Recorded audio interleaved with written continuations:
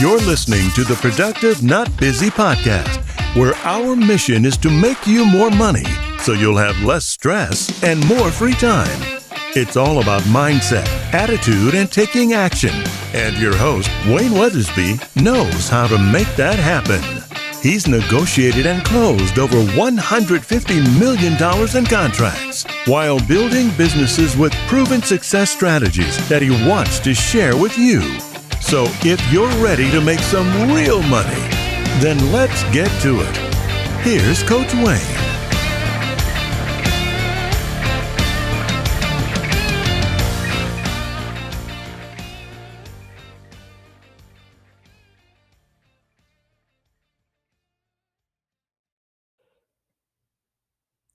Welcome back, everybody.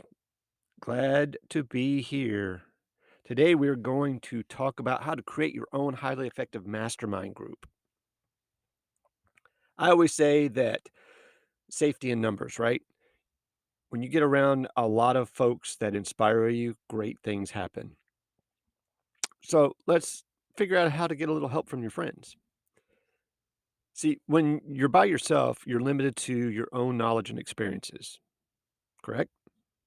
When things get tough, it's easy to get discouraged and you just want to give up or you get lazy. However, when you're surrounded by other people, many of these challenges are made much easier or disappear altogether, especially when they're inspirational, motivational, um, successful, energetic, positive. You can benefit from the insights and hard-won experiences from others, and they can learn from you. When you're feeling frustrated or burned out, they can encourage you and help you to keep going, and you can return the favor. If your motivation is kind of fledgling a little bit, you can lock arms and you can push on together. So how can you surround yourself with others who help you be your best self? Well, one of the best ways is to start a mastermind group and invite specific people to be a part of it. A mastermind group is a collection of like-minded people who are pursuing similar goals and objectives. So you just want to make sure that all the members of the group share the insights and knowledge, give encouragement, help each other navigate problems, provide resources, and then most of all, hold each other accountable. So to be clear, what a mastermind group is not, it's not group coaching, one person coaching everybody, networking primarily focused on referrals, a class, single instructor imparting their, book read information. It's a member. You want to make sure that you're working as a group. The first step is creating a mastermind group is to define the focus and purpose of the group, right? You're not starting some sort of general support group or a drinking club.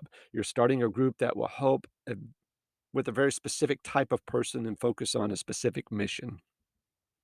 Now, that specific mission can be you increasing your revenue in your business, and everybody's business can be different, but those revenue generating ideas and processes are probably the same no matter what the business. Start with the overall focus on, for your group is, maybe getting healthy, managing finances, growing a business, overcoming specific health challenges, whatever. So when you're choosing your focus, it's important to find the right balance so everybody stays involved. If it's too broad, members may get, way off topic with different goals. On the other hand, if the topic is too narrow, in my opinion, it may be hard to generate enough conversation. So next, you want to define the purpose of the mastermind group. Purpose can be broken down into, mission. What are you trying to achieve as a group? Vision. What is the intended outcome of the group? And then values. What actions and attitudes are valued within the group? See, by mapping these out, you give your mastermind group helpful definition. You clarify the objectives and spell out all sorts of things that are expected from each member. Try to be as clear as possible when defining the focus and the purpose of the mastermind group so it doesn't get off topic.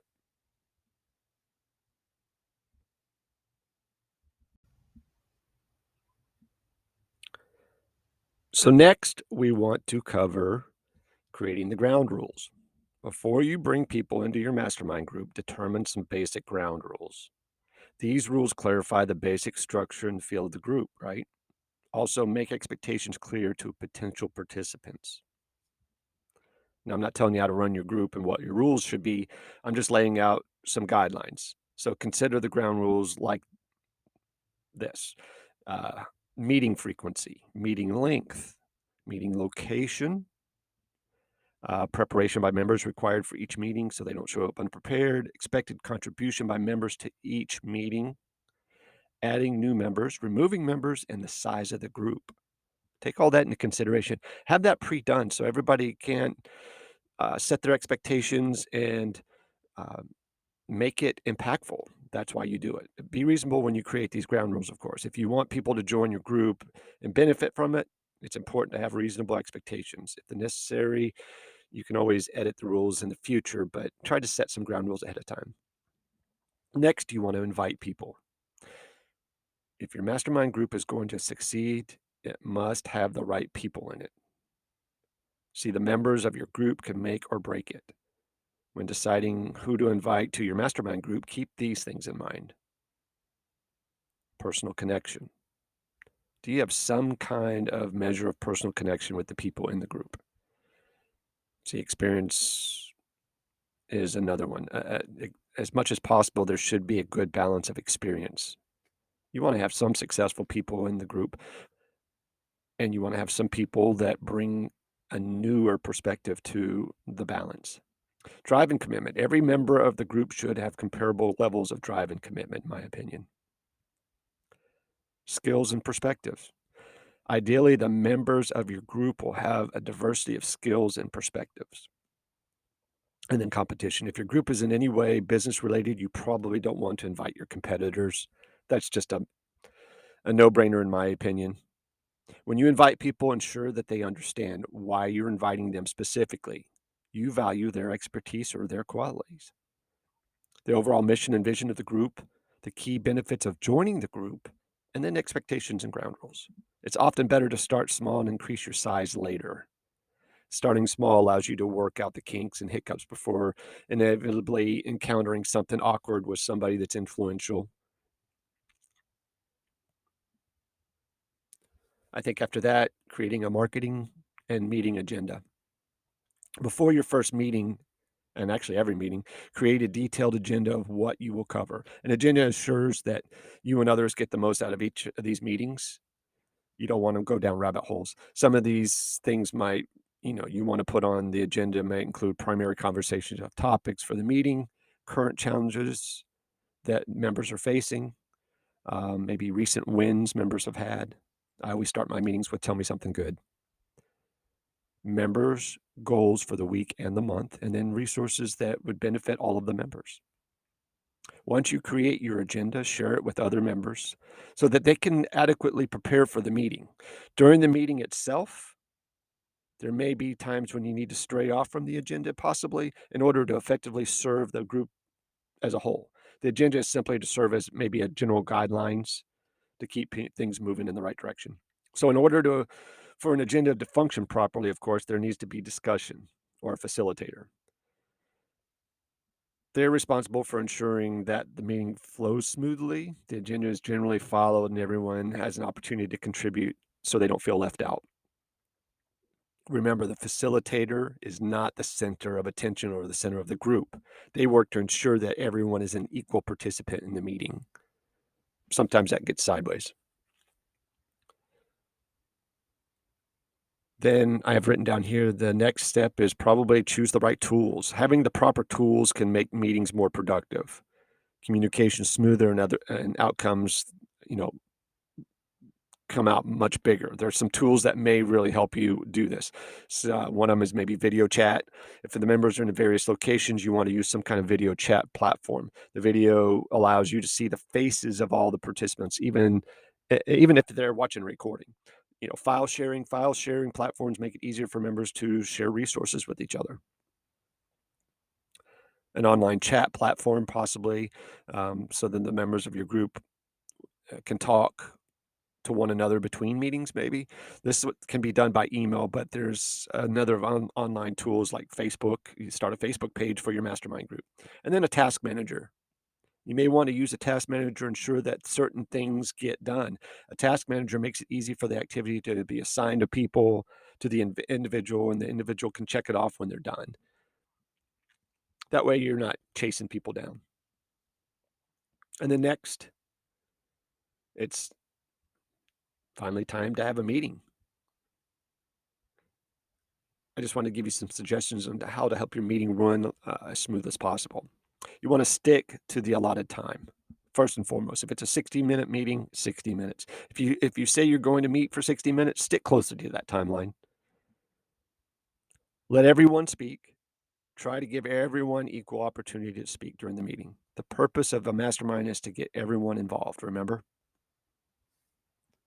I've been involved with some of them that, it was more like a social event. It really didn't sit well.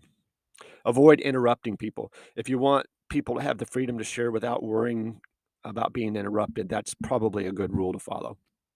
Encourage openness. The more open and honest everyone is about their challenges, the better and more honest the growth will be for everybody, and the experience will be much better. I think one of the most powerful tools I ran into that is I was a part of a 20 group, they called it. There was 20 like dealers in the United States when I was in the automotive industry, and we would all sit down in a room together, and it got real. When we were sharing our real numbers with each other, the growth in that room was amazing because what you found is that when you were open and honest about your P&L or your expenses or your marketing or whatever, you found that other people in the room kind of opened up that, yeah, I'm struggling with that too, or, oh, this is how we overcame it. And you really get positive, tangible results when people open up. You also want to celebrate victories. If anyone has a big win, celebrate it. Figure out something special to do for big wins. You always want to keep the conversation going. If you're a facilitator, you're responsible for keeping that conversation going. Have fun is the last one. Not everything can be serious and intense in a mastermind. Try having fun. You also want to periodically evaluate. Every few months, it can be helpful to step back and evaluate how things are going. Some things to consider when you're evaluating your mastermind is your personal objectives. Overall, do you feel the mastermind is helping you achieve what you desire? Get member feedback. What things would the members like to change? What do they like? What do they don't like? It could be the meeting place. It could be the food. Is the size of the group effective? Is the format working well for everybody? Don't don't make changes unilaterally. In other words, don't change things without first consulting the group. Ensure that everyone is on board before you alter things, because you can really throw people off. During these times of evaluation, it can be helpful to give members a chance to leave the group. Give them the opportunity to leave without any hard feelings. You're not there for peer pressure. This is a question I get a lot. Should I charge money? See, some mastermind groups charge a membership fee, while others are completely free. So, which one should you do? In my opinion, here are some factors to weigh in on. Value is the first one. Generally speaking, the more expertise there is in the group, the more valuable it is. If your group is full of experts, it might be justified to charge a small fee. Is there work required? The more work required to organize and orchestrate a mastermind group, the more justified you are charging a fee. If you do a member fee based on the work that you put in, ensure that the members see the benefit of the work that you do. I talk about this all the time. I don't care if you're doing personal branding, starting a business, or doing a mastermind. You have to have a value statement and and a explanation of services. What are they getting for free? What are they getting for their membership fee? And then the commitment level. One benefit of charging for membership in a mastermind group is that the members tend to be a little more committed if they have skin in the game. And then last, you want to avoid pitfalls. And there will be some. The more you can avoid common pitfalls, though, the better your group will function. Here are some of the most common reasons masterminds groups don't succeed. And this is based off of conversations I've had with people. See, lack of commitment is the first one, always. That's number one on the list. If the members of the group aren't committed, it will be very difficult for you to gain momentum. If it seems that a member isn't committed, talk to them privately first. Don't make a public example of them. If they don't want to be a part of the group, let them leave. Otherwise, ask them to change their behavior. Next is size. If the group becomes too big, it becomes very difficult for everyone to participate. Consider how you might split the group into smaller, more manageable mastermind groups or more specific. That's an idea.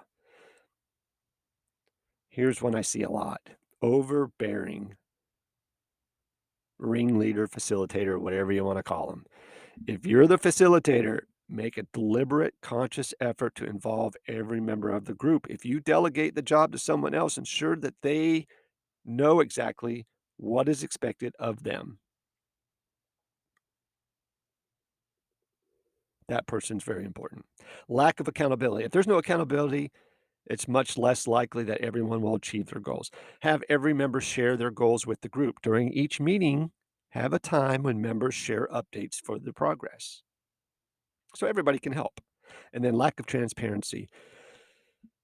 I wrote this down and then I struggle with what that meant. But lack of transparency, the group will only succeed if members feel like they can open up and be honest about their struggles and difficulties without being judged. Set an example for the group by consistently being open, honest, and transparent. And then immediately address it if the members ridicule or judge each other. There's no room for that.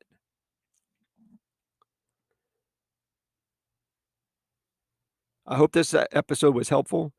I get this question a lot about mastermind groups and how to, put groups of people together to become effective and help each other. And I think that this was a good way to start. You can go back and listen to it over and over and over again. If you would like a PDF version of this, I've actually put it in book form. And you're welcome to it. Just email me at thefrontlinecoaching@gmail.com, and I'll gladly get you a copy. Or even better, if you're on Spotify and a few other platforms, send me a voice message. Tell me what you think of the show.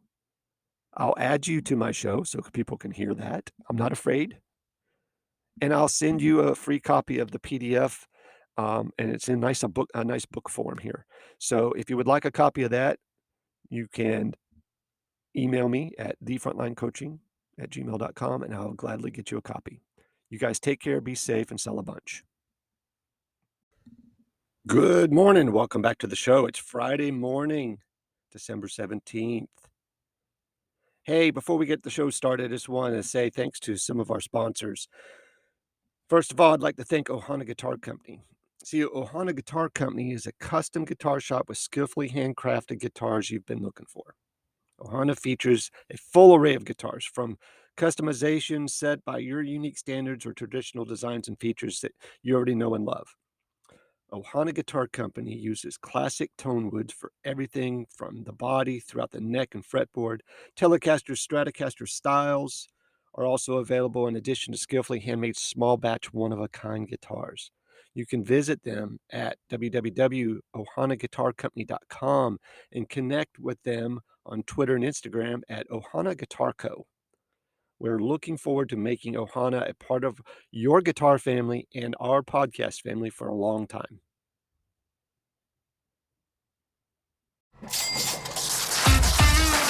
You've been listening to the Productive Not Busy podcast with Coach Wayne.